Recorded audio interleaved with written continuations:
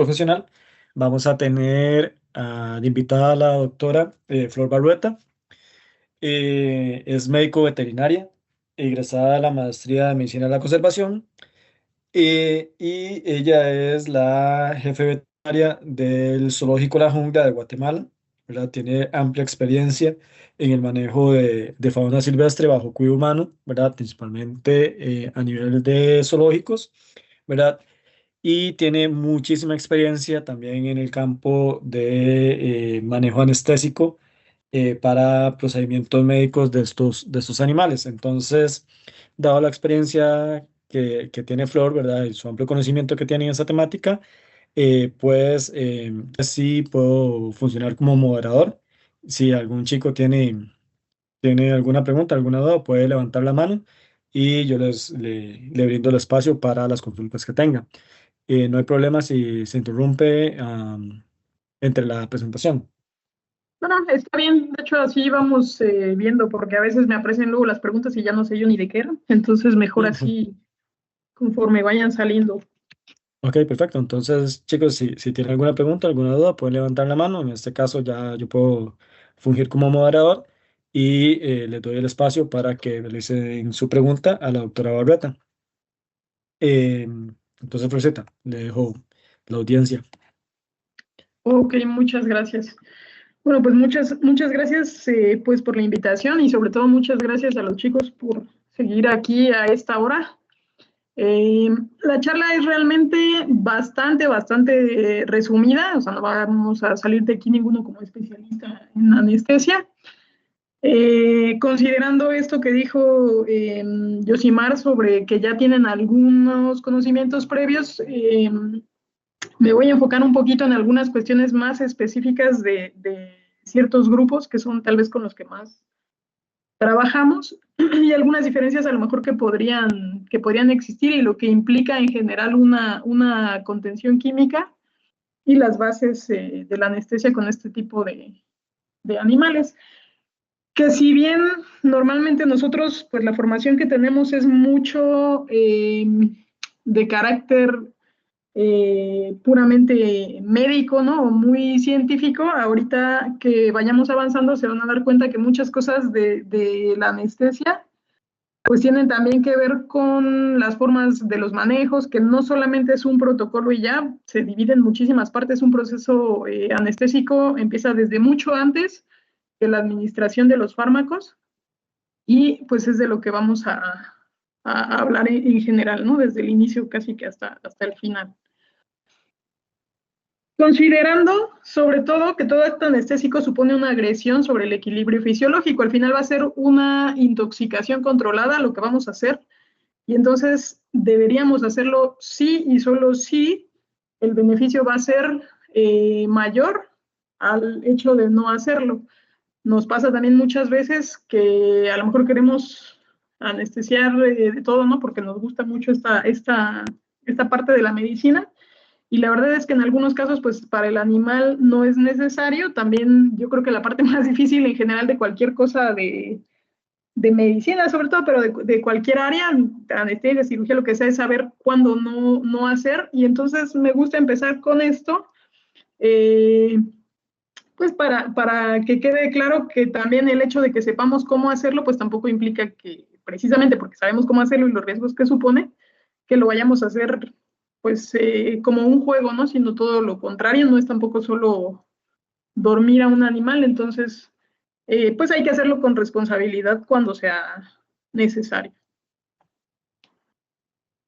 Dentro de todo lo que nos va a afectar un procedimiento anestésico, pues tenemos que tener el conocimiento de la especie, de los aspectos individuales, porque a lo mejor no va a ser igual un jaguar que otro, ¿no? Un gorila que otro, las características del lugar, si es un espacio abierto, cerrado, si el personal que tenemos es especializado en tanto, por ejemplo, en fauna silvestre, o sí en anestesia o en otro tipo de áreas de la medicina.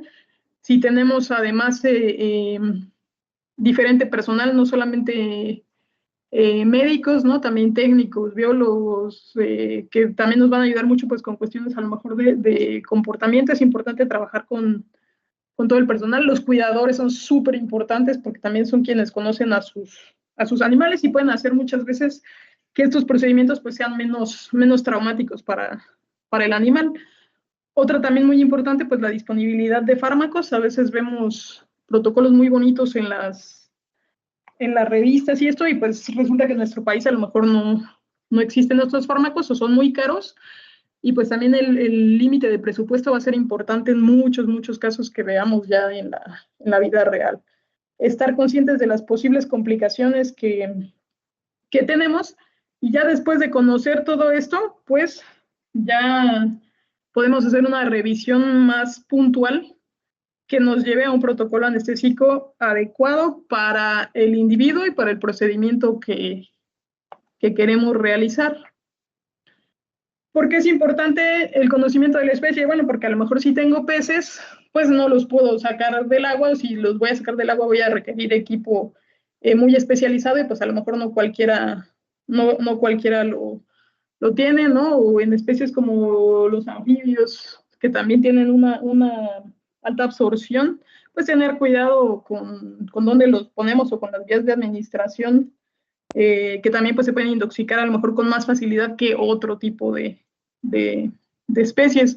Algunas cuestiones específicas de metabolismo o de anatomía que ahorita vamos a ver más adelante, y también pues que vamos a tener una variedad muy amplia, y pues es imposible que sepamos todo de todas, entonces nos va a tocar ir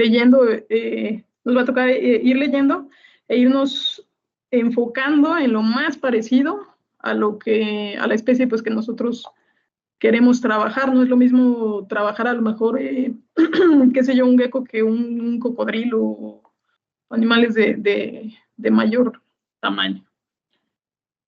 Algunas consideraciones muy importantes en reptiles comparados con otros grupos, pues la principal es que son poiquilotérmicos, entonces también su metabolismo por lo tanto el metabolismo de los fármacos va a depender de su temperatura, o sea, de su temperatura a la vez de la temperatura ambiental. El corazón en la mayoría suele ser tricavitario, excepto en cocodrilianos, aunque al poseer el foramen de Panisa, pues también esto les va digamos, a ellos en su biología les va a ayudar con este reflejo de buceo, pero también para nosotros en la anestesia puede ser una complicación o un detalle importante a tener en cuenta para saber que al no pasar la sangre, digamos, venosa por un tiempo por pulmones, pues vamos a tener a lo mejor una oximetría que no vaya de acuerdo con la realidad. También recordemos que muchos de esos equipos no están hechos para este tipo de especies, y también es importante saber lo que estamos interpretando y saber que a lo mejor van a tener cierto grado de resistencia por ejemplo, una hipoxemia relativa cuando se compara con un mamífero, por ejemplo. Entonces, estos detalles también es importante pues considerarlos.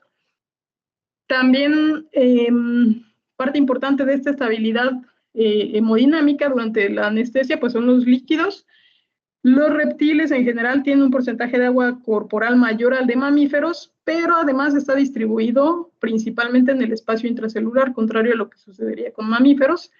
Entonces también hay que tener precaución con las soluciones hipertónicas. Casi siempre lo que se hace es diluirlas, o en algunos lugares donde todavía se consiguen, se pueden utilizar, por ejemplo, la solución 2, que así se llama, DOS, solución 2, que suele funcionar bastante bien en estas especies.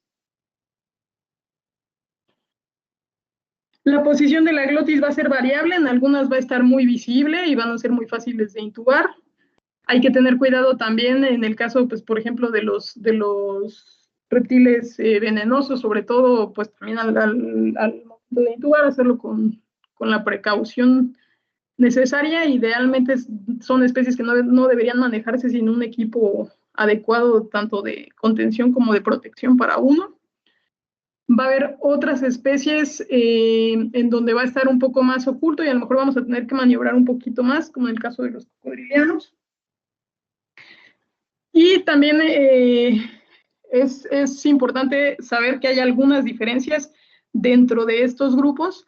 Entonces, por ejemplo, vamos a tener a los saurios y a los ofidios con anillos incompletos, en donde a lo mejor la utilización de una sonda endotraqueal con balón pudiera no afectar tanto y ser un poquito más similar a un mamífero.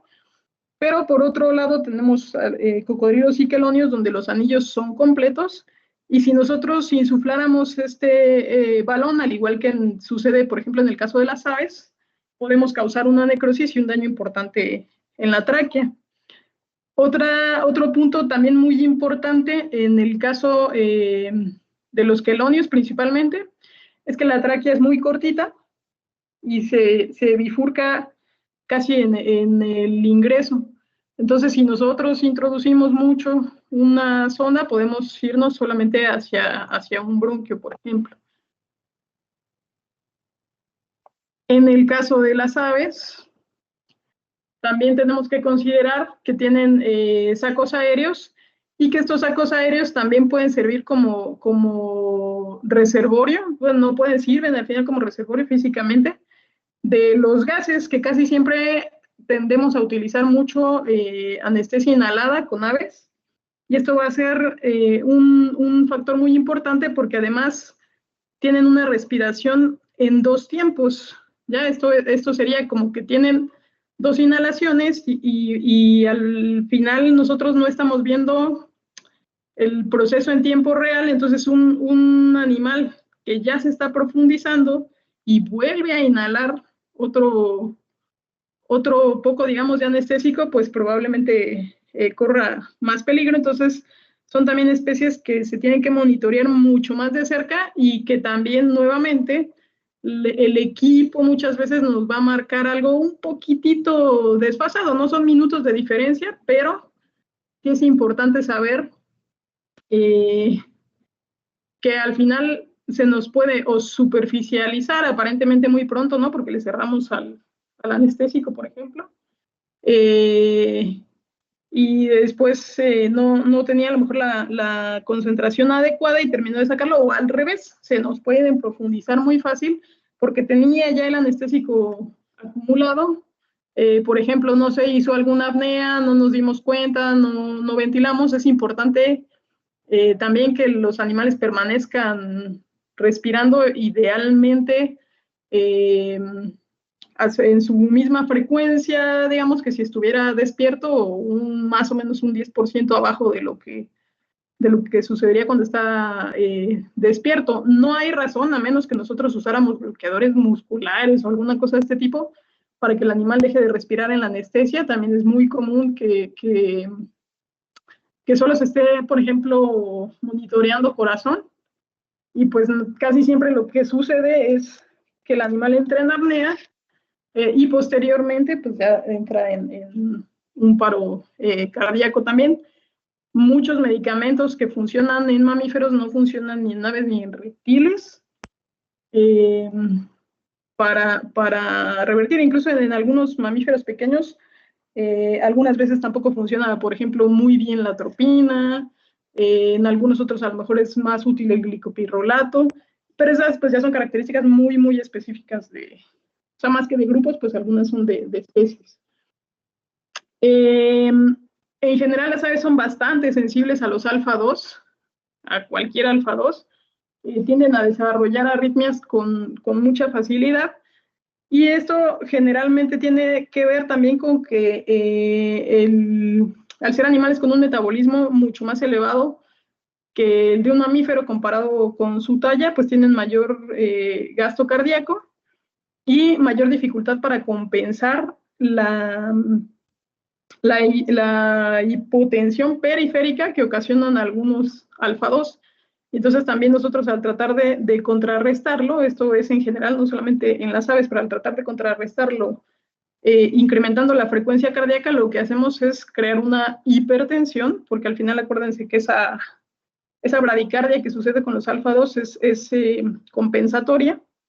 Entonces no siempre se debe de intervenir, sino más bien entender qué es lo que estamos viendo y por qué lo estamos viendo. Sí tenemos que tener obviamente un límite de decir, bueno, si baja a menos de X frecuencia, dependiendo de la especie, pues sí va a convenir ya sea revertir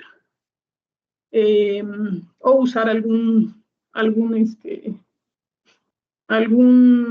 fármaco que pueda ayudarnos a paliar esas consecuencias, ¿no? Esos colaterales que pues, van a suceder con cualquier cosa que administremos. Y también una muy, muy importante en el caso de las aves, pues es que tienen huesos neumáticos, entonces hay que tener mucho cuidado con los catéteres intraóseos, porque en algunos casos también podemos, digamos, van a estar conectados con los sacos aéreos y podemos causar una perfusión hacia los sacos que pues no queremos, por supuesto, que esto suceda y pueda dañar al animal. El propofol suele producir apneas, la verdad es que esto lo he visto igual también en mamíferos y en reptiles también. Lo único, como les decía, pues más que no se trata de tenerle miedo, no, sino de saber que esto puede suceder y entonces que estemos listos para poder contrarrestarlo. Y, por ejemplo, en el caso específico de las aves acuáticas, sobre todo en anátidos, en los seriformes, es muy útil para inhibir el reflejo de buceo durante la inducción. Por ejemplo, si lo comparáramos con utilizar solo isoflurano, tienen el propofol tiene una inducción más estable y nos evita precisamente esas apneas que a lo mejor si el animal estuviera despierto pues serían funcionales y todo, ¿no? Y va a haber una respuesta fisiológica que le va a permitir respirar en su momento, pero cuando los tenemos anestesiados, pues este reflejo ya no está tan, bueno, el reflejo sí, pero el respirar, digamos, ya no está tan controlado por el ave, entonces somos nosotros los que tenemos que estar pendientes de la respiración. Y, por ejemplo, en el caso de los mamíferos, pues si se dan cuenta, podemos tener un animal tan grandote como un elefante o tan pequeñito como este primate. Y también eso va a hacer que tengamos algunas diferencias dentro del mismo grupo de los mamíferos, dependiendo de, por ejemplo, su tamaño, ¿no? En el caso de los mamíferos pequeños, sabemos que tienen también metabolismo acelerado, que son muy propensos a perder temperatura muy rápido, lo cual va a ser importante en la generación, por ejemplo, de arritmias durante una anestesia, la hipotermia. Y pues también en el gasto en general de energía. En el caso de los grandes carnívoros, pues tener muchísimo cuidado por seguridad también de nosotros, ya que pueden ser potencialmente mortales si no se realiza una contención o una anestesia adecuadas.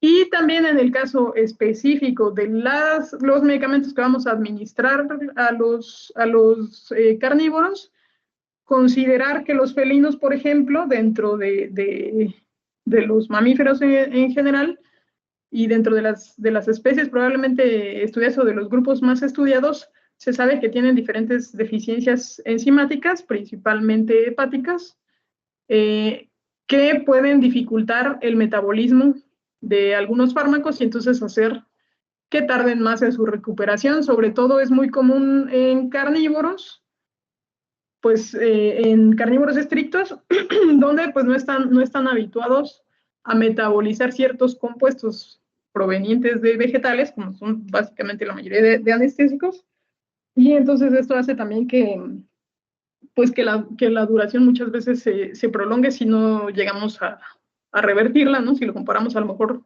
con un primate, por ejemplo. En el caso de los ungulados y los grandes herbívoros, puede haber miopatía por captura, es tal vez más frecuente que en otras especies, puede haber caídas y, por ejemplo, en el caso de una jirafa se puede fracturar, se puede morir, por eso es que es importante considerar pues si realmente vale la pena o si de verdad se necesita la anestesia. En el caso de los grandes simios son relativamente frecuentes las cardiopatías, entonces generalmente suelen evitarse los alfa 2 o reducirse las dosis pues a lo mínimo necesario y tratar de compensar con otro tipo de fármacos para poder tener una contención más estable. Y en el caso de los acuáticos, pues que tienen esta capacidad de hacer apneas prolongadas, digamos, tipo una nutria, entonces también, y que también pues, puede haber reflejo de buceo, también considerar que a veces lo mismo, ¿no? El pulsoxímetro nos puede estar marcando una cosa a nivel periférico, que es donde lo está midiendo, pero a nivel central, pues el animal podría estar realmente estable. Entonces hay que tener cuidado también con lo que estamos leyendo y más que el monitor como tal, que es súper importante y si lo tienen está muy bien y hay que usarlo, pero más que el monitor, pues hay que prestarle atención al animal que nos va a decir mucho más. O sea, la principal causa de que nos marque algo anormal un monitor suele ser o que está mal conectado, o que no es para la especie que es, o a lo mejor a veces el paciente está muy frío, o por ejemplo en el caso de la oximetría, pensando en este gorila, recuerden que generalmente funciona con sensores de luz, entonces un animal que es negro probablemente no va a marcar igual.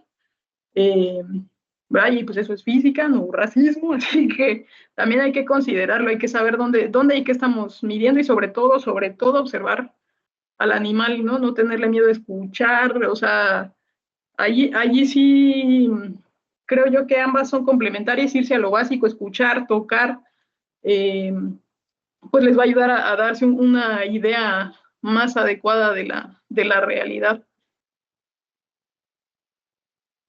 En cuanto a las características del lugar, la accesibilidad es importante, no es lo mismo dardear un animal, por ejemplo, en un zoológico, en un área de manejo, que a lo mejor en vida libre.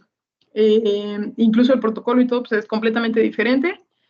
En cuanto a los recintos, por ejemplo, tampoco es lo mismo en un área de manejo que en el exhibidor. Si vemos, por ejemplo, aquí en el caso de estos jaguares, pues uno está ahí en un espacio bastante limitado, bastante restringido, sobre una tarima, pues lo más que puede pasar es que cayera a lo mejor de esa tarima. Sin embargo, en el segundo, por ejemplo, también es en zoológico, solo que está en la parte del exhibidor, digamos, en el agua. Dardearlo ahí sería súper peligroso. O sea, tendría que ser algo que de verdad fuera una súper emergencia, no sé, o sea, si cayó alguien al agua, qué sé yo, o sea, no, sería así casi eh, asegurar que va a ser mortal para ese animal dardearlo ahí, sería completamente irresponsable, ¿no? Salvo que a lo mejor de alguna vida ahí corriera peligro. Y lo mismo, pues, en cuanto a dimensiones, no es lo mismo dardear en un espacio pequeño que en un muy grande. También, contrario a lo que se piensa, hay que tener mucho cuidado con los espacios pequeños, ya sea porque ellos se pueden golpear por el mismo estrés de estar brincando y corriendo de un lado a otro.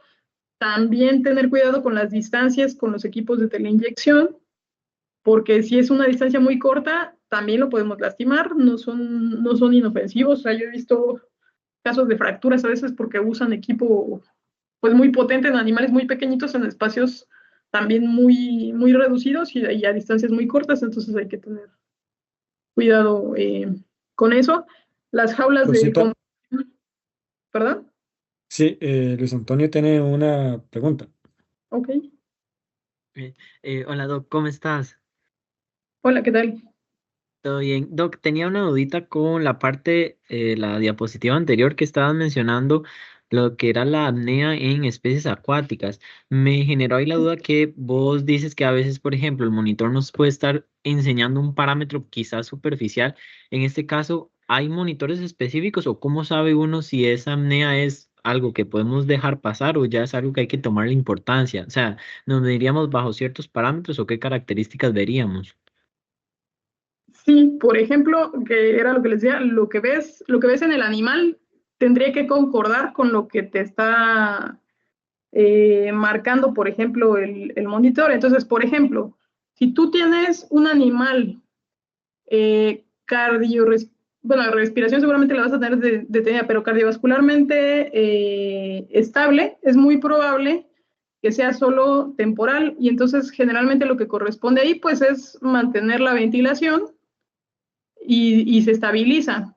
Ahora, cuando tú tienes una apnea que no es de este tipo, normalmente lo que sucede es que empieza a haber bradicardia, que sería más o menos lo que ocurre cuando uno deja a cualquier paciente que no sea acuático, ¿no? Digamos un lobo, y que no atiende uno esa apnea, que en este caso pues no es, o sea, en el caso del lobo, digamos, no es fisiológica. Si uno no la atiende, normalmente empieza a bajar la frecuencia y pues eventualmente si uno, o sea, si sigue sin atenderse, pues eventualmente entra en paro. Cuando son apneas fisiológicas, casi siempre lo demás se va a mantener, o sea, mantienen una estabilidad cardíaca, mantienen buena temperatura, no suelen ser tampoco de muy larga duración, digamos, y por eso me refiero, no sé, unos 2 minutos, ¿no? O sea, normalmente no debería pasar de ahí. Igual, la realidad es que si lo tenemos anestesiado, pues lo ideal sería que ventiláramos, porque él en ese momento tampoco puede controlarlo eh, adecuadamente, ¿no? O sea, porque no existe como ese control que normalmente existiría en un animal que está despierto. Ah, ok, ok, No sé si, perfecto, sí, Doc, muchas gracias. con gusto. ¿Alguna otra pregunta? ¿No? ¿Continuamos acá? Sí, podemos continuar. Ok, muy bien. Eh, y bueno, esto, o sea, volviendo a lo de las instalaciones, pues si tenemos áreas de manejo o jaulas de compresión, pues lo van a facilitar bastante. El equipo también, ya sean redes de captura para una contención física previa, ¿no?, a la inyección, un telecisto, pistolas o rifles para dardos, eh, pero sobre todo, y la verdad es que para mí mi favorito, si lo pueden trabajar, estoy hablando por supuesto de animales de zoológicos, si lo pueden trabajar por entrenamiento, es 1000 veces mejor y reduce un montón de complicaciones en general en la anestesia, porque sí se reduce muchísimo el estrés previo a la inducción. Considerar también los factores ambientales, eso es algo que pues, no lo vamos a poder cambiar mucho.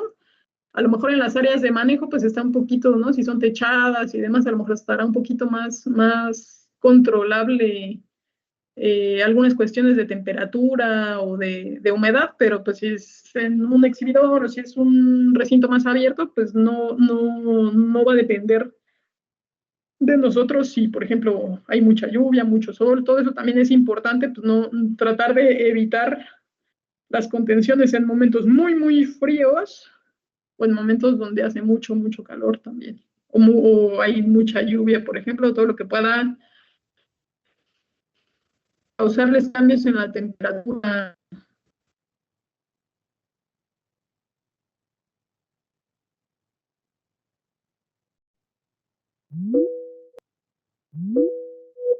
Por ahí todavía, pero no. Eh, Importante en el caso, por ejemplo, de los médicos veterinarios, la experiencia o el acompañamiento por personas que tengan experiencia. Pues al final, ningún que aprender y básicamente se aprende pues haciendo. Pero es importante si tenemos pues la oportunidad de tener el acompañamiento de una persona que ya haya tenido experiencia en ese tipo de especies. También puede pasar que una persona tenga mucha experiencia en otras especies y a lo mejor en una en particular, si no sé, tengo que anestesiar un pangolín, pues a lo mejor no tengo idea de cómo hacerlo y pues tocará buscar algún colega que esté más familiarizado con la especie o con los fármacos o con lo que se utilice. Los técnicos también que sepan utilizar los equipos. A mí personalmente me ayuda un montón y me gusta mucho que quien sea de mi equipo sepa por lo menos canalizar e intubar, porque eso puede ser una diferencia entre que un animal viva o muera. O sea, yo creo que en un manejo eh, pues hay que dejar un poco de lado pues el ego que he visto a veces, ¿no? De que dicen, no, esto es solo para veterinarios. Yo creo que cualquiera cualquiera debería, sobre todo si son cosas que pueden salvar una vida. Eso sí, por eso hay que, pues, capacitar al personal y que se haga adecuadamente, porque también algo mal hecho, pues también puede ser contraproducente. Entonces estoy completamente de acuerdo en que, pues, sí tendría que haber una capacitación, pero hay algunas cuestiones que creo que sí las puede realizar, digamos, cualquier persona, y que es súper útil que puedan hacerlo para que sea, pues, la persona a lo mejor que esté más cerca, si fuera alguna cuestión de emergencia, que esté capacitada para hacerlo. Como les decía, pues yo en orden de prioridad, el método a emplear, pues yo prefiero utilizar entrenamiento antes que cualquier otro de restricción física, o química directa, ¿no? También nos permite, pues, evaluar más de cerca al animal antes de inyectarlo. Entonces, si se tiene la oportunidad de trabajar esto previamente, pues les va a facilitar un montón las cosas y se va a reducir muchísimo, muchísimo los riesgos de la anestesia, que casi siempre suelen ser complicaciones en la inducción, precisamente por cuestiones del mismo estrés que se les genera. Algunos animales incluso hasta se pueden morir ahí, y por cuestiones de lesiones, ¿no? Por estar huyendo, por ejemplo. La disponibilidad de fármacos, como les decía al inicio, o sea, es verdad que a lo mejor vamos a tener protocolos muy chéveres y reversibles y muy buenos y todo en el libro, ¿no? O en el artículo, pero pues tristemente en muchos de nuestros países no tenemos el acceso a esos fármacos, o no solo en nuestros países, sino a lo mejor particularmente en el lugar donde trabajamos, pues a lo mejor no se dispone de ese presupuesto, a lo mejor para el fármaco que quisiéramos emplear. También es muy importante, no solo por el costo, sino también la seguridad que tenga la persona que lo va a utilizar. Pues a lo mejor tiene más experiencia con algunos medicamentos que con otros, y pues también esto ayuda a que el proceso anestésico en sí pues sea también más estable y más seguro. Vamos a tener diferentes grupos, como vemos, no existe un anestésico ideal. Entonces, y normalmente cuando se administra uno solo suele haber muchísimas más complicaciones que cuando usamos las combinaciones de unos con otros, precisamente para contrarrestar estos efectos adversos que pueda tener, por ejemplo, solo a lo mejor un disociativo y tengo mucha rigidez. Bueno, entonces necesito a lo mejor una benzodiazepina, o si necesito, no sé, prolongarlo un poquito más, a lo mejor un alfa-2, y a lo mejor entre estos alfa-2, si es un procedimiento corto, tal vez digo, bueno, ok, utilizaré dexmedeto, pero si es un procedimiento a lo mejor un poquito más largo, es un animal cardiológicamente estable, a lo mejor digo, bueno, tal vez utilizo Sheila, ¿no? Entonces de esto va a depender no solo del animal, sino pues también obviamente de lo que tengo disponible en esto, ¿no? No solamente tampoco los anestésicos, también hay que considerar, pues ya sean los reversores y los medicamentos de emergencia, que no siempre son los mismos para todos. No todos funcionan tampoco en todas las especies, pero pues sí es importante, por eso también tener una idea antes de realizar la contención o la anestesia como tal, pues de qué es lo que estamos utilizando y más o menos cómo sería su metabolismo en la especie en la que lo vamos a utilizar, o en la especie más parecida que podamos encontrar. ¿Qué complicaciones podemos tener? Pues bradipnea o una apnea total que no sea fisiológica, que no sea compensatoria, y que normalmente nos va a llevar a un paro cardíaco, una acidosis, a otras complicaciones metabólicas que nos pueden causar fallo de otros sistemas. Puede haber hipertermia e hipotermia, ya sea dependiente o no del ambiente, también puede ser dependiente del paciente. Algunos se asocian con los fármacos, algunos con la genética de los pacientes, no necesariamente solo el fármaco en sí, digamos, como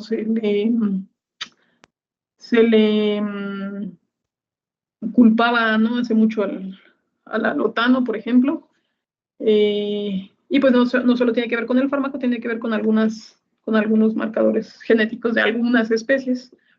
Puede haber vómito y aspiración, también es muy importante la posición de los animales. A veces no solo es suficiente con la intubación, sobre todo, por ejemplo, en aves, si estamos considerando que no vamos a utilizar una sonda con balón, por ejemplo, entonces siempre hay riesgo de que quede un poquito ahí de luz, porque tampoco podemos utilizar un tubo muy, muy, muy justo. Entonces la posición del paciente también es muy importante para evitar este tipo de complicaciones. No siempre podemos hacerlos en ayunas. En algunas veces, pues por desconocimiento o porque, no sé, cazaron algo en la noche, por ahí no sé, una rata que se les atravesó o lo que sea. En otras, pues porque es una emergencia y el riesgo de no hacerla en el momento es mayor que el riesgo, por ejemplo, de un vómito y pues, nos tocaría estar preparados y tratar pues de evitar que haya aspiración. Puede haber shock, convulsiones, que estas muchas veces sí tienen que ver con el tipo de fármacos o con el equilibrio hidroelectrolítico en el que estaba el animal, o a veces con alteraciones, por ejemplo, en la glucosa. Puede haber heridas, que es tal vez lo más común, sobre todo en animales que no están acostumbrados a la gente, que son muy nerviosos y a lo mejor en el momento de la inducción se lastiman. Puede haber miopatías por captura, sobre todo si las inducciones tardaron mucho tiempo, o sea, si estuvimos, qué sé yo, persiguiendo mucho tiempo al animal y sobre todo en ungulados, que es donde es más común, no son los únicos, pero sí es donde es más común. También en algunas aves, principalmente en los crácidos, suele darse esta complicación. Y muchas veces vemos las consecuencias no inmediatamente, sino hasta 1 o 2 semanas después, entonces también hay que considerarlo. Puede haber igual una deshidratación si no hacemos un mantenimiento adecuado o si se ayuna demasiado tiempo, por ejemplo, a un animal que a lo mejor no ameritaba ese tiempo de ayuno. Y pueden haber acidosis o alcalosis que también pueden tener que ver con el patrón respiratorio, con el tiempo de inducción, porque lo perseguimos un montón de tiempo, con la administración de fluidos. A lo mejor si administramos solo solución salina, normalmente van a tender a la acidosis, y si administramos, por ejemplo, solo Hartmann, pueden tender a la alcalosis, ¿no?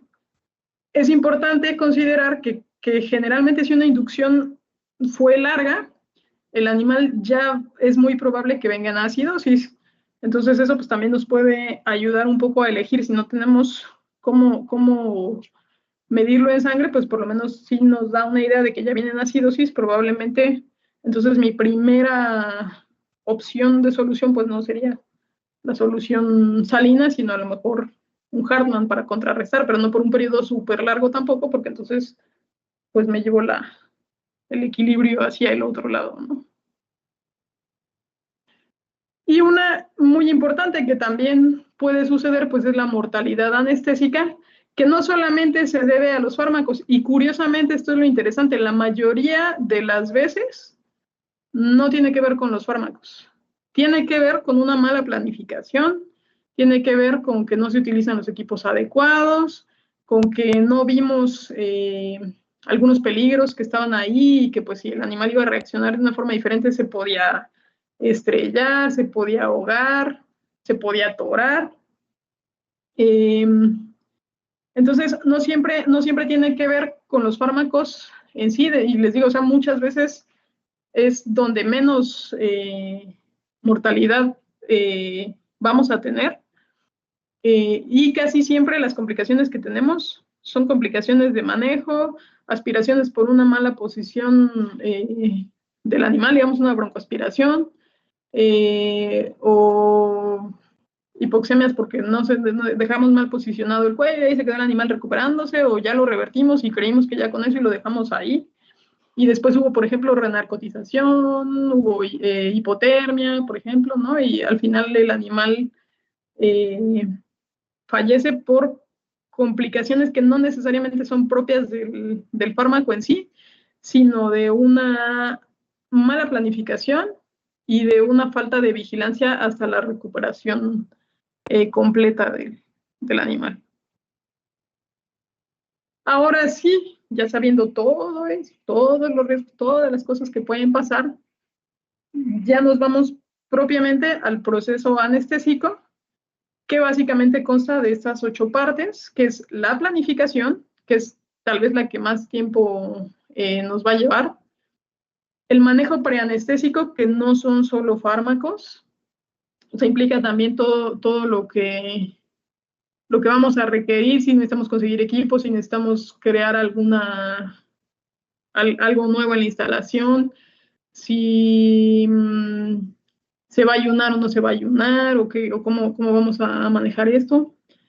Después viene ya propiamente lo que es la contención química, que sería ya la administración como tal de los fármacos. Pero ese es solo el inicio de esta parte ya con los fármacos. El traslado a la clínica debería cubrir ciertas características. Si vamos a realizar o no una anestesia general, porque algunas veces para algunos procesos específicos son solo contenciones, para algunos procesos y especies en específico. La vigilancia debe ser durante todo el procedimiento clínico o quirúrgico, no solamente durante la inducción y la recuperación, que si bien es donde más complicaciones suele haber, igual es importante monitorear todo el proceso, ¿no? Para saber si necesitamos administrar más fármacos, si necesitamos revertir, si necesitamos contrarrestar algún efecto adverso que estemos teniendo, porque pues ya, sobre todo mientras más largo sea el procedimiento, pues también tenemos más riesgo de complicaciones. Finalmente, el regreso al recinto también debemos monitorearlo y, como les decía, hasta la recuperación anestésica. No es solo, bueno, ya lo regresamos, aquí lo dejamos, estuvo estable toda la anestesia, que eso también puede pasar, que a veces como lo vieron respirando muy bien y la frecuencia cardíaca muy bien y todo muy bien durante la anestesia como tal, pues solo lo dejan, no sé, en un lugar ahí medio calientito en su recinto. Y pues después resulta que como ya no hay estímulo, entonces a lo mejor se relaja un poquito más y también puede llegar a desarrollar hipotermia o alguna otra cosa. O no tenemos cuidado y qué sé yo, se queda un bebedero y uno diría, bueno, aquí pues no cabe, pero pues la cara a veces sí, y también en un poquitito de agua, al tratar el animal de tomar, pues también se puede ahogar. Dentro de la valoración preanestésica, si tenemos el historial y manejo de enfermedades, casi siempre en los zoológicos pues solemos tenerlo, va a ser muy útil porque sí, ya de entrada vamos a saber si tenemos un animal a lo mejor con alguna enfermedad crónica y de acuerdo a esto pues ajustar nuestros protocolos o ver nuestras opciones de protocolos, ¿no? Que sería más seguro para ese paciente en particular utilizar. La revisión del paciente no siempre es posible. En los casos, por ejemplo, donde son animales que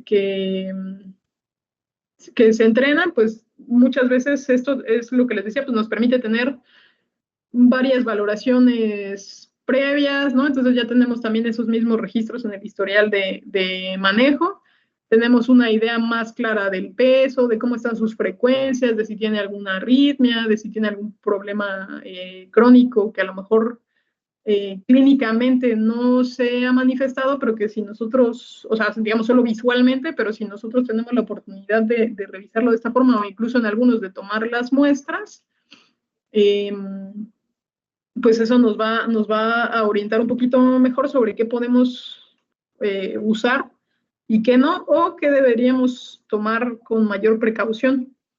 Y de acuerdo a esto, pues nos va a dar la clasificación del nivel de riesgo. Si no tenemos ninguna de la información anterior, ni el historial, ni la posibilidad de revisar al paciente, porque muchas veces, pues precisamente se hace la anestesia o la contención para revisar al paciente, debemos asumir que es un paciente en un riesgo alto. Entonces también nuestro protocolo debería pues ir hacia los fármacos potencialmente más seguros para un animal, o sea, que deberíamos considerar, no sé, que tiene algún problema para metabolizar. El examen físico, les digo, va a ser muy importante para establecer también los parámetros normales para este individuo.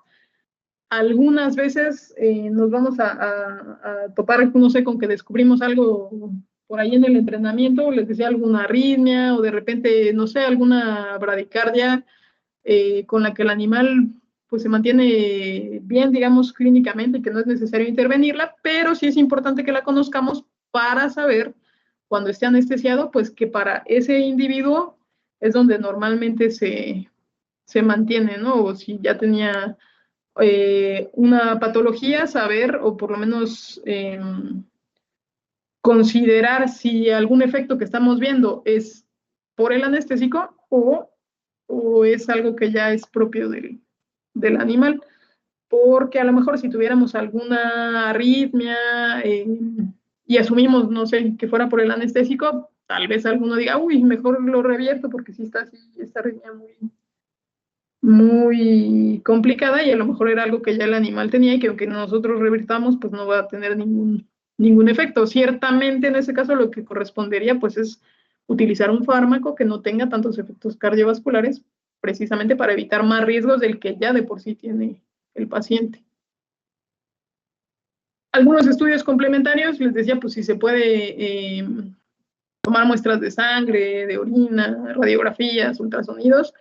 Algunos animales, como la leona que está ahí a la derecha arriba, pues van a colaborar, otros no, otros pues va a ser ya durante la anestesia. Entonces es lo que les comentaba, no siempre vamos a tener estos estudios complementarios y muchas veces nos va a tocar, por ejemplo, hacer una contención, a lo mejor solo para un muestreo, ¿no? Que eso puede ser un protocolo un poquito menos invasivo. Y posteriormente a lo mejor ya un protocolo anestésico para una cirugía, a lo mejor que necesita el animal, porque yo quiero tener un poquito más claro el panorama de cómo está mi animal en general. Algunas veces no se va a poder, algunas veces nos va a tocar pues en el momento de la cirugía y entonces pues de una vez se toma se hace el protocolo anestésico para la cirugía, se toman las muestras y pues básicamente va a ser más informativo para saber cómo estaba en el momento y para ver en todo caso alguna evaluación, por ejemplo, de seguimiento si es que fuera el caso, ¿no? Y si se pudiera hacer otra anestesia, a veces esa va a ser la única que se va a hacer y no vamos a tener ni previo ni post, ¿no? Va a ser la única información que vamos a tener va a ser la de ese momento, entonces pues siempre tratar de que sea lo más seguro posible para ese individuo, de acuerdo a la información que tenemos. El riesgo anestésico va a depender principalmente de 3 factores: del paciente propiamente, de la patología, si tuviera alguna además asociada, además del motivo, digamos, por el que vamos a anestesiar, o si ese es el motivo por el que vamos a anestesiar, y dependiente del acto médico en sí.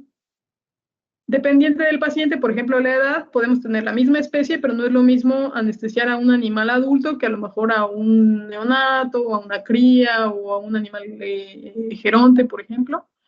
Que tampoco significa, sobre todo en animales gerontes, muchas veces se tiene esa falsa creencia de que tienen mucho mayor riesgo y la verdad es que pues a veces están hasta mejor que algunos más jóvenes, clínicamente hablando. Entonces, claro, si no tenemos nada de información, pues sí, lo más probable es que a lo mejor haya desarrollado algo crónico, pero que un animal esté joven tampoco excluye que pueda tener una insuficiencia, por ejemplo. Entonces también hay que considerarlo cuando no tenemos información, considerar que es un animal pues de alto riesgo anestésico. La talla también es importante, no es lo mismo a lo mejor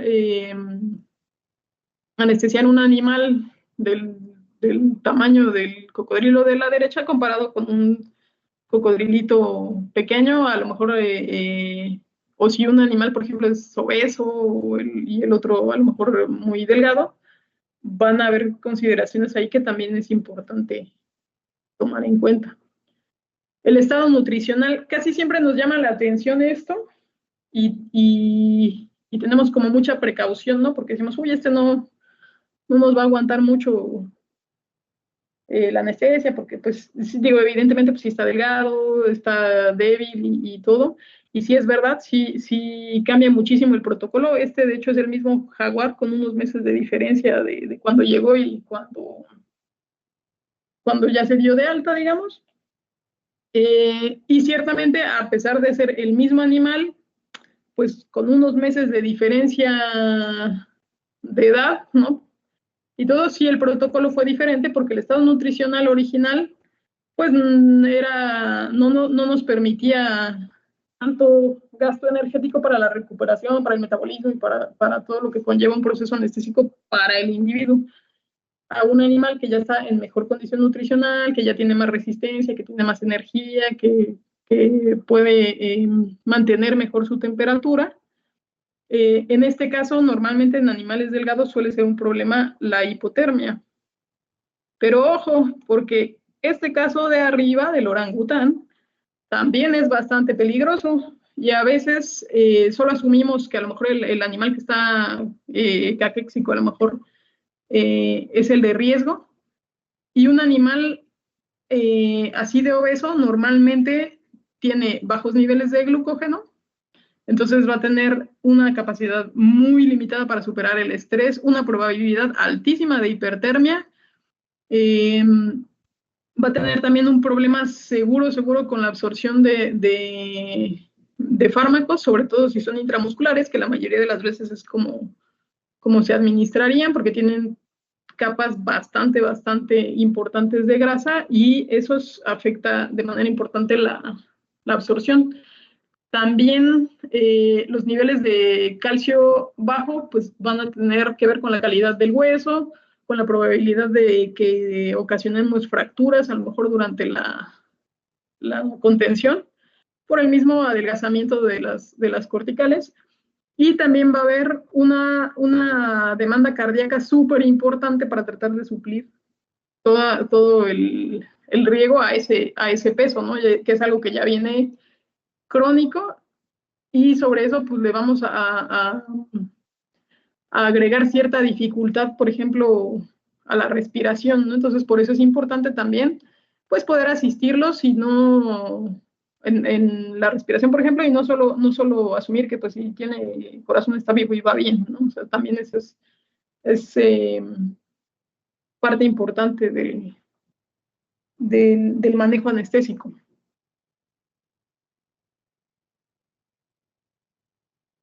Dependientes del paciente, por ejemplo, si tiene una patología hepática, renal, pulmonar, cardíaca previa, nos puede causar ya sea alguna complicación por el fármaco, o el fármaco más bien sobre el paciente por esta complicación que ya tenía, como en el caso de las muestras que ven a la izquierda, eran 2 jaguares, el de la izquierda un jaguar normal y el de la derecha un paciente ya con fallo renal, que es el que dieron en la radiografía anterior, el flaquito ese que llegó por ahí. Y digamos ahí el protocolo, pues a lo mejor vamos a evitar el uso de algunos disociativos o a ajustar las dosis, que no es tampoco que no se puedan utilizar. Hay fármacos que se pueden utilizar en pacientes renales, ciertamente hay que usar pues los más seguros, pero también algunos pues solamente es ajustar la dosis y también suelen funcionar bastante bien. Por otro lado, por ejemplo, cuando tenemos una patología neurológica o cardíaca, por ejemplo, también nos puede crear algún inconveniente al momento de monitorear, ¿no? Porque ya hay una lesión y a lo mejor no tiene que ver necesariamente con el efecto del fármaco, sino propiamente ya con la patología que tenía el animal. Entonces eso es solamente pues para considerarlo y tener en cuenta pues qué es lo que estamos viendo y qué podría explicar eso que estamos viendo, y si requiere o no requiere intervención, ¿no? Si es algo a lo mejor previo, pues bueno, solo monitorearlo, pero si es algo que no estaba antes de que administráramos el fármaco, entonces sí considerar si pudo ser alguna reacción, si es algún efecto esperable o si es un efecto no esperable, pues estar preparados para contrarrestarlo. Por ejemplo, en los casos de politraumatismo, vamos a tener animales igual que están en acidosis, que están súper estresados, que van a tener desequilibrio hidroelectrolítico, pues van a estar también deshidratados. Nos va a costar en algunos casos, por ejemplo, si hay fracturas, esguinces, el posicionamiento adecuado, va a haber inflamación y todo esto pues también nos puede afectar la absorción de los fármacos. Si hay hipovolemia, también tenemos mayor riesgo de alguna intoxicación o de alguna lesión renal, que si bien suelen ser reversibles porque son agudas, o sea, si nosotros hidratamos en el momento, pues también hay que tener de todas maneras esa precaución, ¿no? De que el animal viene con un flujo ya de por sí reducido a nivel general y pues que la administración de fármacos pues igual se van a metabolizar y se van a concentrar a lo mejor un poquito más y pues nada, tener en cuenta que debemos hidratarlos adecuadamente. En caso también de peritonitis o celomitis hay cambios en la permeabilidad del peritoneo y a veces también de intestino, entonces también hay que tener cuidado. Nos puede en este caso pasar lo opuesto, que si hidratamos, o sea, que tenemos más riesgo de sobrehidratar por estos cambios, entonces también hay que tener cuidado. Muchas veces lo que se hace es que se va hidratando y se va evaluando si amerita, por ejemplo, la administración de algún diurético. Esto tiene más que ver pues con la calidad de los fluidos, digamos, que con la cantidad, ¿no? A lo mejor a uno no le parecería muy lógico, dice, bueno, ¿para qué le pones si se lo vas a quitar? Pero la realidad es que la concentración de lo que se elimina durante la diuresis va a ser diferente a lo que estamos administrando y al final pues lo que nos ayuda también es a liberar un poquito esa presión de compartimentos donde no queremos tener el líquido, pues como en el caso a lo mejor de peritoneo o en algunos casos de tórax, por ejemplo. Igual en los casos de sepsis también vamos a tener cambios importantes en permeabilidad y también son animales que normalmente suelen estar en acidosis y pues tienen igual niveles de sodio súper altos, entonces habría que considerar aquí el uso de otras soluciones, digamos tipo solución 1 o solución 2 y tener mucho cuidado con lo que son fármacos de metabolismo renal principalmente. Dependiente del acto médico, no es lo mismo una profilaxis, ¿no? A lo mejor no necesito una superanalgesia para esto, dependiendo de la especie, en algunas con una contención leve a moderada puede ser suficiente, a lo mejor necesito un protocolo anestésico como tal, pero hay otras que son potencialmente peligrosas también para nosotros o que son súper estresados que a lo mejor sí van a necesitar algo un poquito más de profundidad, pero a lo mejor les digo, o sea, no necesariamente una analgesia tan importante como en una cirugía, por ejemplo. Y hay de cirugías a cirugías, no es lo mismo una lesión como la de esta serpiente, por ejemplo, que es superficial, ¿no? A lo mejor, pues sí, ok, va a haber que limpiar, cerrar si fuera el caso, y ya está, pero no es algo tan invasivo como a lo mejor la fractura de maxilar del capuchino o la falta casi completa de la rinoteca del águila de Steller que está ahí. Entonces, ciertamente para estos casos, sobre todo para el del capuchino y el del águila, pues sí vamos a requerir mayor profundidad, pero sobre todo una muy buena analgesia. Y un factor súper importante dentro del acto médico, pues es quién lo está haciendo, ¿no? No es lo mismo, a lo mejor si va a ser un procedimiento rápido con personas así súper experimentadas, como el doctor Reynoso, se los presento, él fue mi profesor, súper hábil, entonces es una persona que a lo mejor no se va a tardar tanto tiempo como uno que está aprendiendo, ¿no? Y entonces este alargamiento del procedimiento, pues también va a hacer que tengamos más riesgos, que a lo mejor tengamos que redosificar, que tengamos que tener pues un monitoreo más estrecho.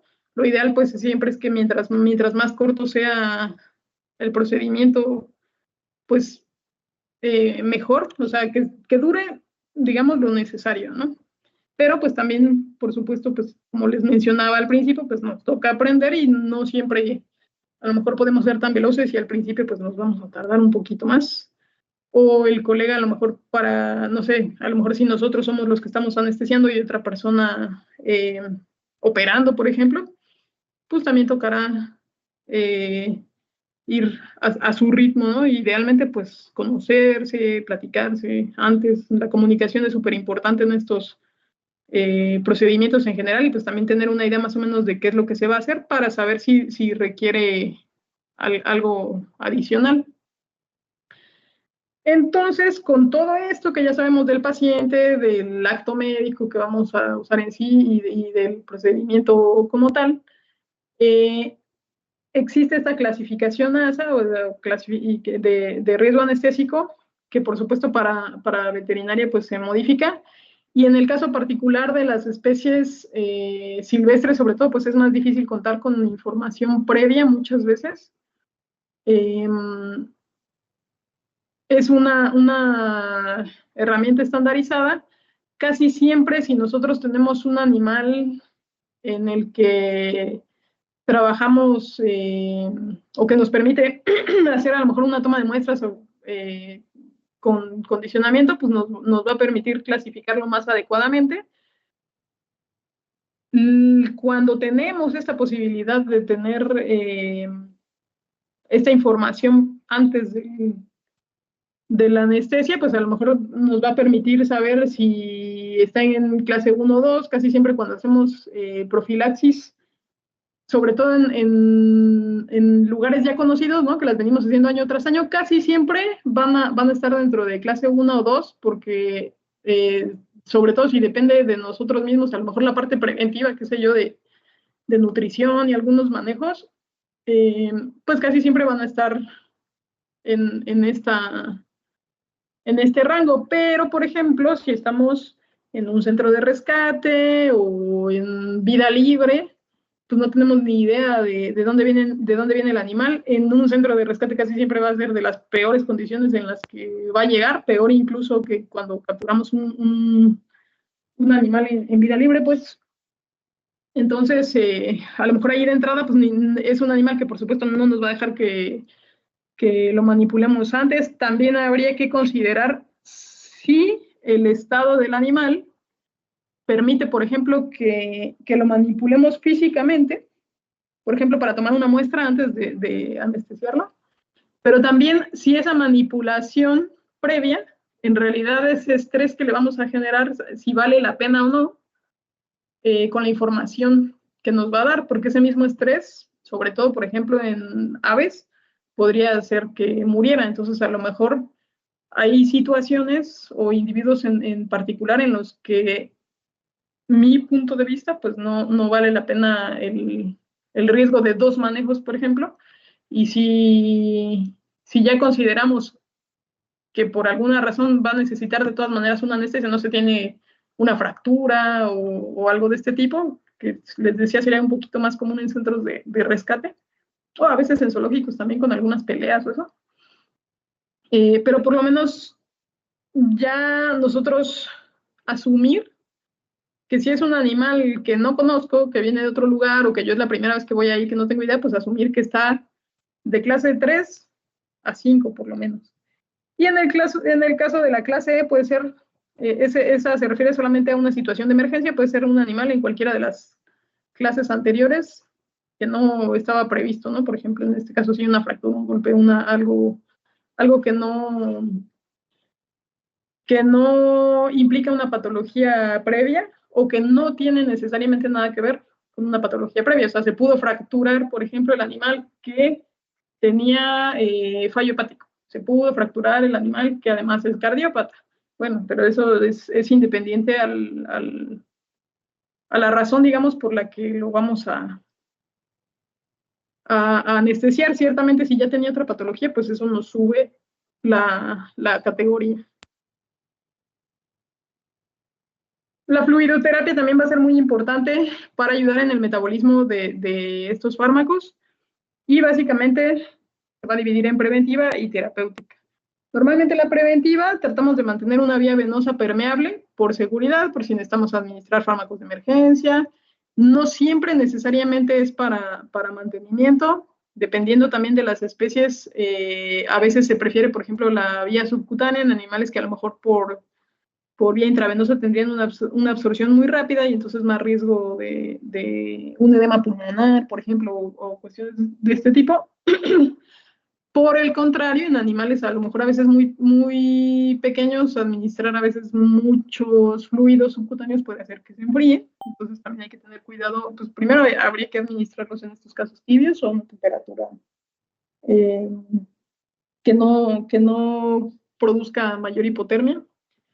También es importante esta fluidoterapia preventiva por la perfusión renal. Es muy común en carnívoros, principalmente en félidos y en mustélidos, daños renales asociados al uso sobre todo de ketamina, porque es como de lo que más se utiliza en carnívoros.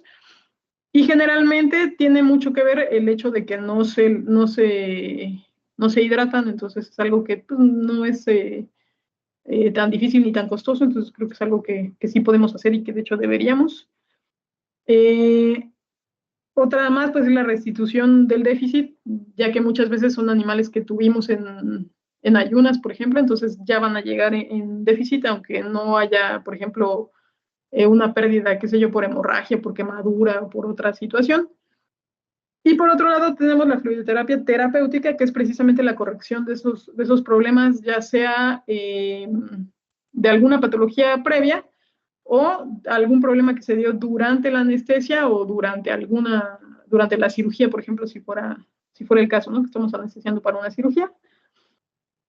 Y para estabilizar al paciente antes del acto médico como tal. A lo mejor si es una profilaxis, pues no va a ser tan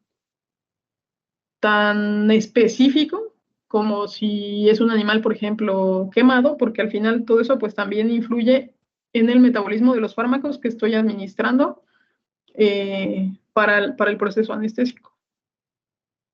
No todos los fluidos se distribuyen de la misma forma, entonces hay fluidos, sobre todo, por ejemplo, del tipo de la glucosa, que se van intracelulares. Entonces es muy fácil que los animales, si nosotros utilizamos solo glucosa, o sea, no estoy hablando de un suero mixto, sino de una glucosa en agua, por ejemplo, es muy probable que desarrollen edema pulmonar. Entonces, normalmente, pues se prefieren algunos cristaloides balanceados o algunos coloides ya para situaciones más específicas, por ejemplo, ahí sí de hemorragias o de mantenimiento de la presión como tal, de la presión sanguínea. La analgesia va a ser súper importante, sobre todo pues en procedimientos quirúrgicos. A lo mejor si solo voy a tomar, no sé, una muestra de sangre, pues no voy a requerir, qué sé yo, utilizar algún opioide, pero a lo mejor para alguna reparación de alguna fractura, pues sí voy a necesitar algo un poquito más potente. Protocolos existen un montón, hay un montón de libros actualmente, muchas revistas también ya de acceso libre. Sobre todo muchas veces a través de las instituciones, digamos, o sea, a través de las universidades, muchas veces los que no son de acceso libre, pues algunas veces sí se pueden conseguir, o que también funciona pues escribiéndole directo al autor, la mayoría de las veces, el 90% de las veces seguro que se los comparte. O en foros así, digamos, tipo Latinvets, también hay muchas personas con muchísima experiencia y que también tienen a veces acceso a estos.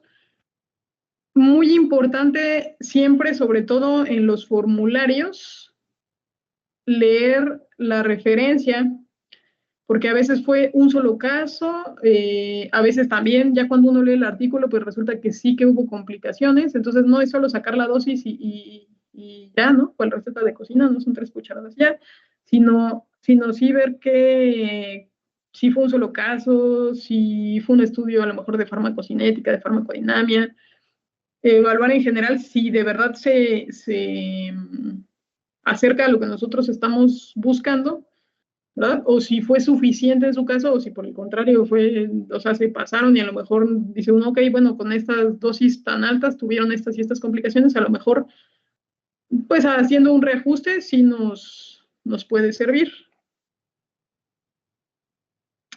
¿El ayuno es obligatorio? ¿Ustedes qué creen? ¿Ayunamos a todos los que vamos a anestesiar?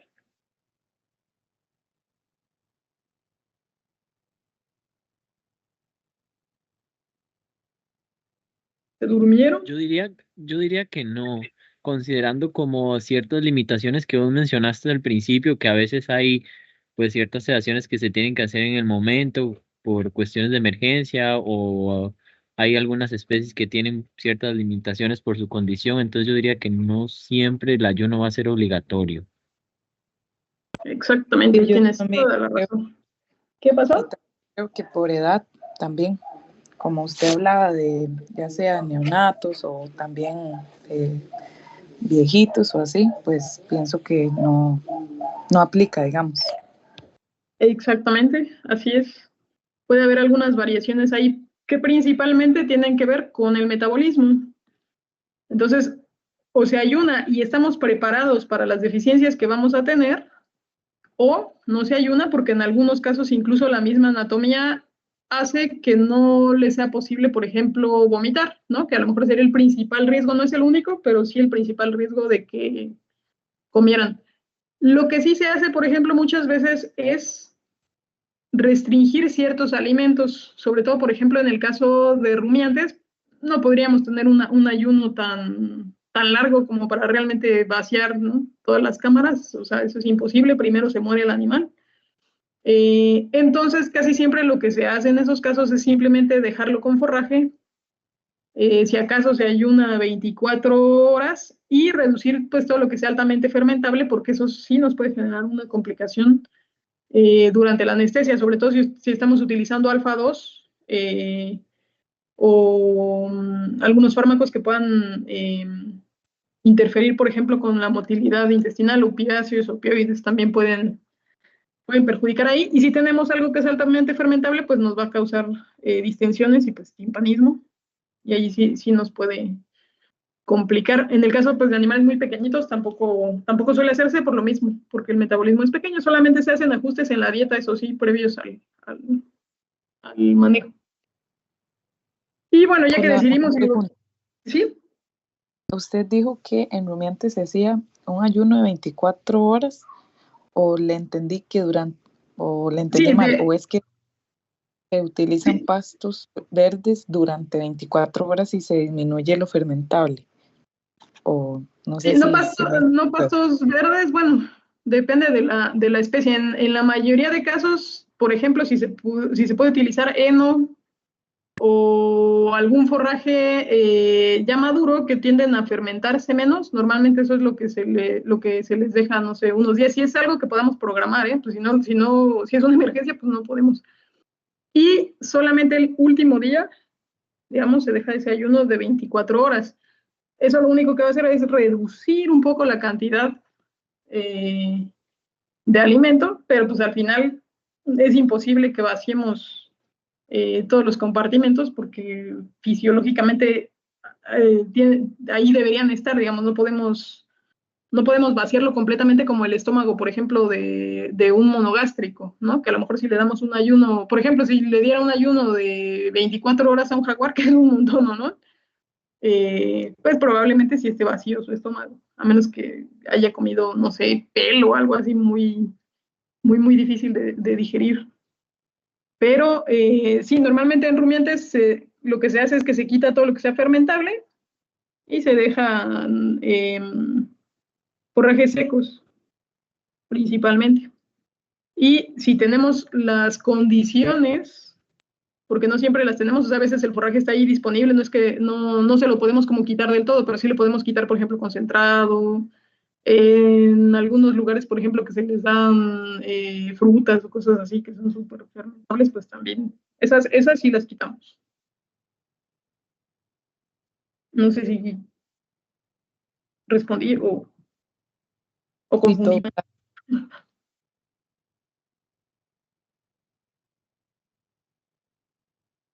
¿Todo bien, amable? Oh, sí, todo claro, gracias. Es que seguramente oh, no se escuchó. ok. Bueno, pues continuando, ¿no? Ya vimos qué protocolos existen, si nuestro animal necesita o no necesita ayuno, si vamos a hacer algún otro manejo.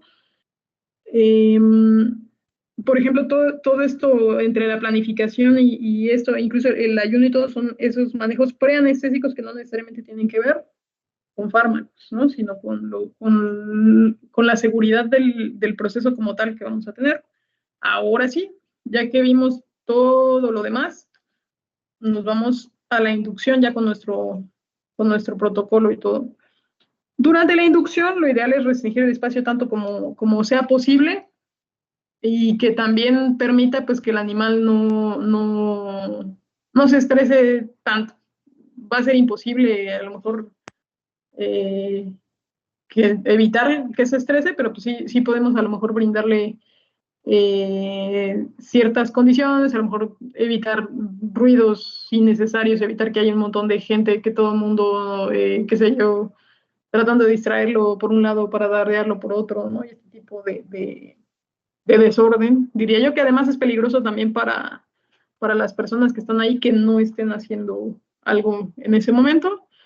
Idealmente debe ser lo más rápida posible, pero también certera, y esto es importante también porque muchas veces por querer, por ejemplo, en el caso del uso de dardos, por querer dardear rápido, muchas veces uno tira y el animal estaba en mucho movimiento, entonces no entre el dardo, o el animal se dio la vuelta y no sé, le pegamos en la cara. Entonces, sí hay que tomarse un tiempo para tener un tiro adecuado, pero tampoco pues podemos esperar un montón y un montón, porque pues también mientras más tiempo tardemos en esa inducción, también suele ser más inestable o tenemos más complicaciones durante la anestesia como tal. Entonces, no ir bloqueando, pero sí ser,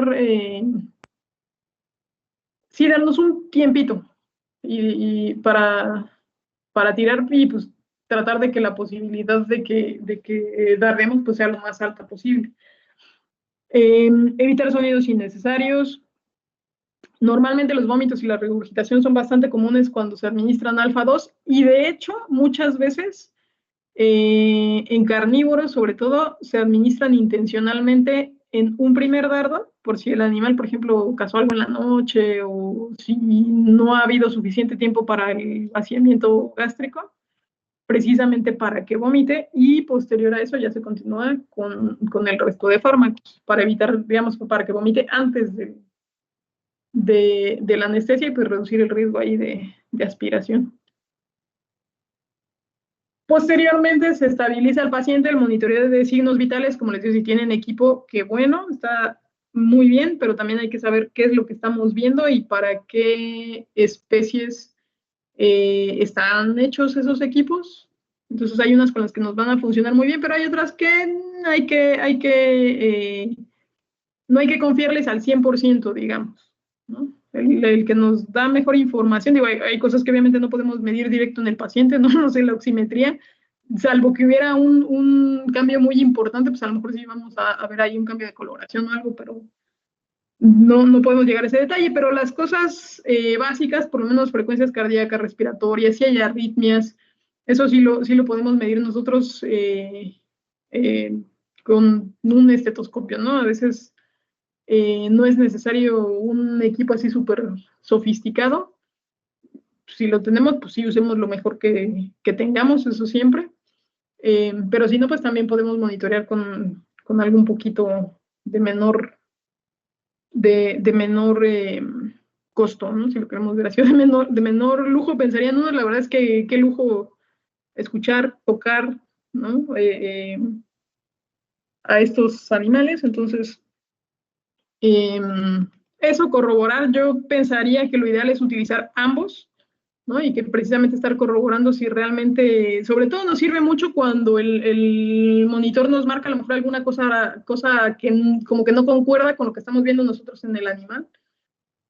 Porque no sé, se ve que el animal tiene una respiración muy estable, la frecuencia y todo, y a veces les digo, o sea, el 90% de las veces lo que está mal suele ser el sensor. O sea, es que está mal conectado, o en un lugar muy frío, o muy lejos a lo mejor de algún vaso importante, entonces a veces es un error solamente de lectura y el animal está bien, entonces solo es recolocarlo y ya, ¿no? Y seguir. Ver que tengamos vía respiratoria y venosa permeables. A veces en procedimientos muy cortos o si son animales, por ejemplo, muy sensibles, no siempre se intuban. Por ejemplo, en algunos felinos, si no tenemos a lo mejor un poquitito de lidocaína, por ejemplo, para, para intubar, pues a veces es mejor no hacerlo porque también podemos ocasionar un laringoespasmo y va a ser más peligroso que la falta de la sonda, digamos, como tal. Muy importante la estimulación mínima, pues porque también eso nos permite utilizar pues dosis un poco más bajas. Ciertamente en un carnívoro pues así grandote que me puede comer no es conveniente, o sea, ahí sí es mejor que esté un poquito más profundo, pero en algunas otras especies a veces con sedaciones leves puede ser suficiente para un muestreo, por ejemplo, y el solo hecho de manejos así básicos como con una toalla, cubrir los ojos, eh, nos puede ayudar a que esté bastante tranquilo. Vías de administración, las que se imaginen. Venas casi la que vean, catéteres intraóseos, fluidos a veces intracelómicos. Hay que tener cuidado, sobre todo en reptiles, de no irse, digamos, mucho hacia el tercio craneal, porque sí podemos dañar los pulmones. Igual acuérdense que no hay diafragma ahí, entonces tampoco los volúmenes suelen ser muy pequeñitos también por lo mismo, porque si no, pues también los podemos dañar. Algunos otros sitios de administración en aves pueden ser subcutáneos, intravenosos, aún en animales pequeñitos. En animales muy pequeños sí sería conveniente tener una bomba de infusión, porque a veces, aunque uno vaya muy lento con una jeringa, pues no siempre puede ir tan lento como la precisión a lo mejor que podría tener una bomba de infusión, y si no, pues mejor administrarlos en el caso de los fluidos subcutáneos, y en el caso, por ejemplo, de la vía, pues es importante más que nada por fármacos de emergencia. Entonces es conveniente tenerla, pero para administración de fluidos en animales muy pequeñitos puede ser más conveniente la vía subcutánea. En el caso pues ya de anestésicos inhalados, puede ser ya sea endotraqueal o a través de sacos aéreos. Y algunas otras medidas que van a ser importantes y que no tienen necesariamente algo que ver con los fármacos como tal, pues es el aspirar el contenido gástrico. Si este era un pavo que se estaba ahogando en un lago, hay un laguillo artificial.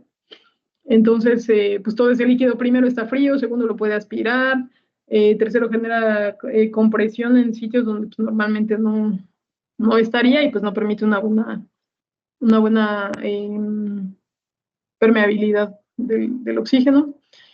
Evitar compromiso cardiovascular, lo que les decía, si son animales muy chiquitos, hay que tener mucho cuidado con la administración de fluidos, porque también una administración muy alta puede incluso llevarlos a la muerte, entonces hay que tener cuidado con eso.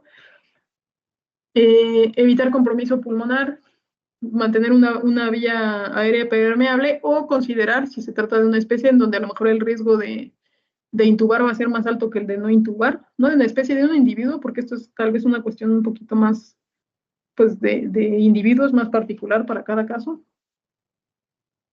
Y la restitución de líquidos correspondiente a lo que estamos viendo, ¿no? Si nada más es una profilaxis, pues a lo mejor va a ser nada más mantenimiento, pero si tengo un animal quemado va a ser diferente el manejo, si va a ser una cirugía va a ser diferente el manejo, e incluso En cirugías normalmente se recomienda que la vía venosa pues sea del mayor calibre posible por si llegara a haber alguna pérdida, por ejemplo, importante de sangre y necesitamos alguna transfusión o alguna restitución un poquito más veloz de fluidos, ¿no? Si requiere o no requiere transfusión, también es importante pues estabilizarlo, sobre todo en estos casos casi siempre pues es para procedimientos quirúrgicos. Por allí les dejo la fórmula por si les sirve. Ojo que todas estas, igual que los protocolos que tenemos en libros y demás, son un punto de partida. Pues también ya cada uno conforme los va utilizando, pues ve si funciona o no, o si alguna otra cosa a lo mejor hay que reajustar. Sobre todo en cuestiones de fórmulas, pues porque el metabolismo va a ser súper diferente entre estos 3 grupos en general, digamos, de aves, mamíferos y reptiles, pero además va a ser súper diferente también a veces entre especies, aunque ambos sean reptiles, aunque ambos sean aves, aunque ambos sean mamíferos. Entonces siempre buscar lo más parecido, idealmente pues si tenemos información de la especie que mejor, pero si no pues también es importante considerarlo y muchas veces pues este tipo de procedimientos también pueden hacer la diferencia entre que un animal viva o muera, entonces en algunas ocasiones pues sí valdrá la pena el riesgo de hacer esto nuevo. Y bueno, después ya terminamos con el procedimiento que se iba a hacer, ya sea muestreo, profilaxis, cirugía, traslado del animal, bueno. ¿Cuándo lo vamos perdón, ya terminamos con la inducción, ya lo vamos a llevar al hospital, por ejemplo? Entonces, ¿qué tenemos que considerar? Que el transporte sea apropiado, si necesito cajas o camillas o redes, ¿no? Dependiendo de la especie, a lo mejor hay especies que incluso me las puedo llevar directo en una caja, en la caja de inducción como tal, no sé, en el caso de algunas aves que sean manejables, y a lo mejor pues no necesito agarrarla antes ni estresarla de más en el manejo, ¿no? Porque la puedo meter en una caja y a lo mejor se siente un poco más cómoda que si la agarro con una toalla. En el caso, por ejemplo, de animales grandes, normalmente se inmovilizan las extremidades. Si llevamos un medio de transporte abierto, no es necesariamente que se vaya a parar el animal, no debería y espero que no le suceda. Pero a veces, por ejemplo, puede haber convulsiones o puede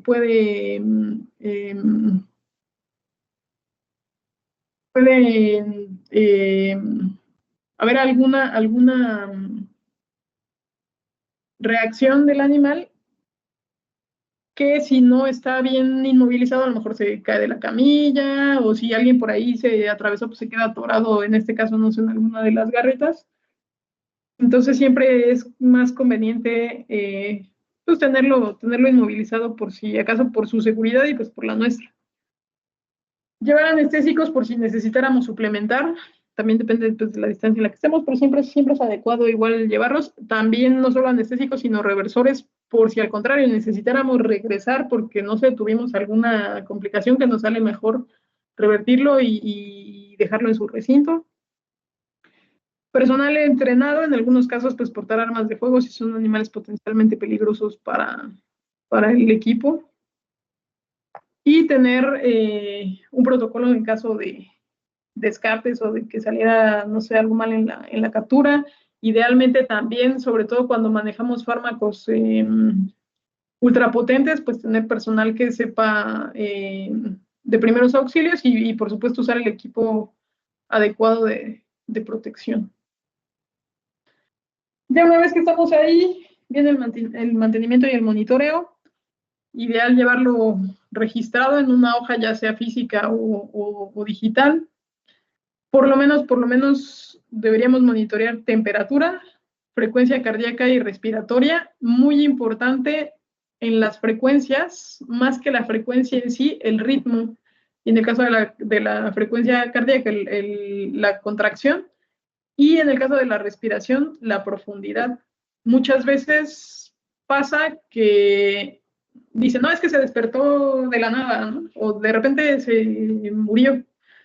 Y la realidad es que sí suele haber cambios antes de tener un paro cardiorrespiratorio, y suele haber cambios también antes de que el animal despierte. Y hay muchas especies que se quedan quietecitas hasta que se sienten mejor y de repente se levantan, pero no es que sea mágicamente se levantan. O sea, sí hubo cambios en la respiración, sí empieza a ser mayor la frecuencia, muchas veces más profunda. Entonces hay que estar atentos a ese tipo de cambios. Además de esos básicos, porque de esos básicos prácticamente va a depender la vida del animal, ¿no? Si tenemos una temperatura muy alta, muy baja. Pero además de esos básicos, la oximetría va a ser muy útil. Capnografía muchas veces es más útil que la oximetría, nos dan datos, digamos, más en tiempo real, pero hay que tener cuidado en animales muy pequeñitos, digamos, tipo canarios, ¿no? Animales así súper pequeñitos, porque muchas veces el volumen que queda dentro del capnógrafo no es suficiente con lo que está expirando el animalito. Entonces, a veces, o sea, ni siquiera va a dar tiempo de que pase de que ocurra, digamos, ese intercambio de oxígeno por CO2, y nos va a medir como que todavía tuviera mucho CO2, pero es en realidad porque el volumen es tan chiquitito que no se ha terminado, digamos, como de llenar la línea de lectura. Entonces a veces también hay que tener cuidado con esos equipos. Ahora, para animales un poquito más grandes, pues sí, suele ser suficiente y suele ser bastante más preciso en tiempo que la oximetría. Si tenemos además electrocardiograma, podemos medir presión arterial, gases sanguíneos, sería ideal, electrolitos también, para poder sobre todo decidir qué tipo de fluidos seguir administrando, ¿no? Entonces también eso es importante. Y en el caso, pues, de los reflejos, si tenemos alguna escala que puede variar dependiendo de las especies. Por ejemplo, en reptiles, por ejemplo, se mantiene generalmente el reflejo del tercer párpado. Entonces, cuando tenemos un animal que ya ni eso tiene, está muy, muy, muy profundo, o el reflejo corneal, o sea, si no hay respuesta ahí, quiere decir que está súper profundo y que ya está muy, muy cerca de morir. Entonces hay que tener cuidado. La pérdida del reflejo de retirada sí suele existir. Por supuesto, también si es nada más un manejo para algo que no es invasivo, pues no hace falta llegar a una anestesia tan profunda. Pero en el caso, por ejemplo, de una cirugía, pues sí lo vamos a llevar a un punto de mayor profundidad, pero hay que tener cuidado también que no sea demasiado, ¿no? La disminución de la frecuencia cardíaca nunca por debajo del 80%. Y normalmente para la recuperación se recomienda ventilar con aire ambiental más que con oxígeno, porque esto precisamente es lo que hace que se active el centro de la respiración, el CO2 que está ahí también, y mantener la temperatura y los fluidos. Y si recordemos, pues son animales que dependen mucho de la temperatura o sea, de la temperatura externa para regular ellos su temperatura, y por lo tanto también para el metabolismo en general de lo que estemos administrando.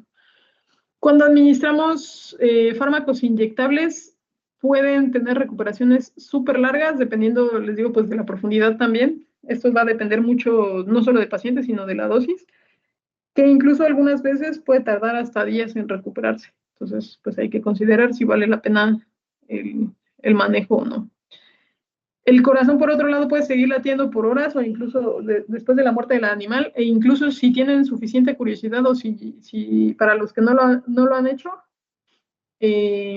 o sea, pueden masajear un corazón de un reptil fuera del reptil y vuelve a latir un ratito. Entonces, pues no es garantía solamente el que escuchemos el corazón, porque puede ser que el animal efectivamente ya esté muerto y solo sea la autonomía propia del corazón, que tiene menores requerimientos que, por ejemplo, el de un mamífero.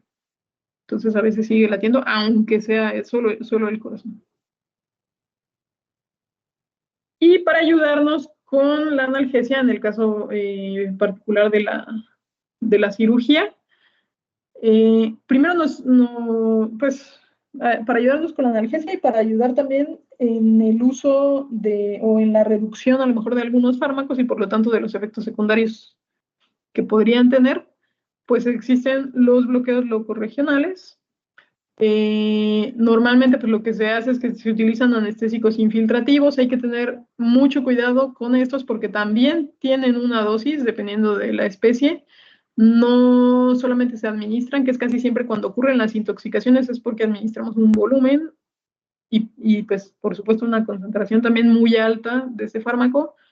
No se van a evaporar, tienen que metabolizarse también, entonces también tenemos que considerar eso y considerar una dosis máxima a utilizar con los pacientes. Casi siempre cuando necesitamos un volumen un poquito mayor, pero la concentración no nos lo permite, lo que se hace es diluirlo hasta un 1%. Por ejemplo, en el caso de la lidocaína o de 1.5% en el caso de la bupivacaína, que serían tal vez de los más comunes en este tipo de bloqueos, que es donde todavía tendría cierto grado de analgesia. Diluirlo más allá de eso, pues ya no tendría mucho sentido para estos bloqueos. Nos ayudan pues a mejorar la analgesia durante la cirugía y posterior a ella, reduce el uso de otros anestésicos y por lo tanto los riesgos de esos otros anestésicos. Algunos puntos anatómicos son análogos a los de otras especies domésticas y de ahí pues se pueden ir evaluando. Suelen ser de bajo costo y además también ayudan a reducir el costo en general de la anestesia, al reducir el uso de los otros anestésicos, pero como les decía, deben usarse con moderación, tampoco son dulces, ¿va? O sea, sí tienen efectos secundarios, sí se tienen que metabolizar, entonces también tenemos que considerar que tienen una dosis a la cual deberían emplearse y pues para poder hacerlo con seguridad. Finalmente, ya cuando terminó todo el proceso, ya llevamos al animal de regreso al recinto. Debe cumplir con las mismas condiciones que el traslado hacia la clínica o hacia el lugar donde lo trabajamos y además acordarnos que aquí ya va despertando el animal. Aquí el efecto del anestésico va en declive. Entonces tenemos más riesgo. Esperaría yo que no de que se levante porque planificamos también que nos diera tiempo de llegar hasta el recinto, todo eso es parte de la planificación, pero sí es un animal pues que obviamente va a estar más superficial que cuando lo llevamos a la clínica, entonces hay que tener cuidado con eso. Y si no estuvimos monitoreando adecuadamente la respiración, las frecuencias y todo, y no nos percatamos a lo mejor de que ya se estaba superficializando, entonces allí sí tenemos más riesgo de que despierte. Ya estando en el recinto, vigilar también la recuperación del animal hasta que se incorpore completamente, vigilar signos vitales pues en la medida de lo posible. No todas las especies nos van a permitir monitorearlo tal cual como lo estábamos haciendo a lo mejor en un quirófano, ¿no? Porque tampoco, o sea, hay equipos pues, que los tenemos que desconectar antes. Administrar reversores si fuera el caso y si corresponde. Retirar el tubo endotraqueal una vez que esté estable la respiración. Esto normalmente se hace en inspiración, que es cuando se abren las puertas para evitar lesionarlas. La vía intravenosa muchas veces se deja hasta la recuperación completa del animal. La verdad es que casi siempre pues ellos solitos de todas maneras se la quitan. Lo que sí es conveniente es cortar las cintas porque también existe el riesgo en el caso de los que no se lo quiten, que a veces son los mamíferos pequeñitos, de que se haga un anillo, por ejemplo, y pueda causar isquemia en alguno de los miembros. Entonces, eso sí es, sí, considerar pues las cuestiones de seguridad o si sabemos que es un animal que a lo mejor se lo va a comer, ¿no? O qué sé yo, tipo un avestruz que todo que todo lo tragan, digamos, pues ahí sí valdría la pena mejor retirarlo y no ponerlo en riesgo. Como consideraciones finales, pues considerar estos factores de estrés. La suma de estos suele ser mayor a la capacidad de respuesta del paciente, entonces esto nos va a comprometer la supervivencia del mismo. Les decía, hay animales, principalmente aves y algunos mamíferos pequeñitos, que se pueden morir solo con el manejo previo al proceso anestésico como tal, o a la administración de los fármacos. Entonces hay que ver si realmente vale la pena o no, o si lo podemos hacer pues de una manera más segura y más planificada, si fuera algo que no es una urgencia. Y pues bueno, finalmente solo deberían anestesiarse aquellos pacientes cuyos posibles perjuicios debido a dicho acto sean superados por los beneficios. Dice por ahí el primer principio de la medicina, primum non nocere, ¿no? Antes que nada, no hagas daño. Creo que aplica para todo en la vida, no solo para la medicina, pero pues eso, ser responsables con lo que estamos administrando y saber decidir, ¿no? Si realmente vale la pena o no vale la pena para el animal lo que nosotros queremos hacer. Muchas gracias.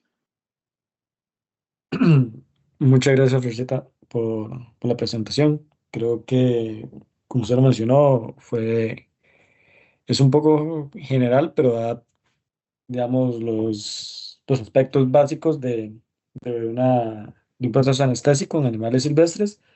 Eh, no se puede profundizar tanto porque creo que es casi que un curso completo, entonces creo que quedó bastante claro todo, a mi parecer. No sé si los chicos tienen alguna pregunta, alguna duda, algún comentario final para la doctora Barrueta, o si todo quedó claro. Eh, entonces, no sé, chicos, algunos, si tienen alguna pregunta, duda, consulta, comentario, todavía estamos por acá. Sí, la verdad, todo. Sí, profe, aquí estamos. Ok, perfecto. Y yo pienso que esto es muy importante porque, bueno, yo no tengo nada de experiencia, ¿verdad?, en animales silvestres, la verdad, pero me imagino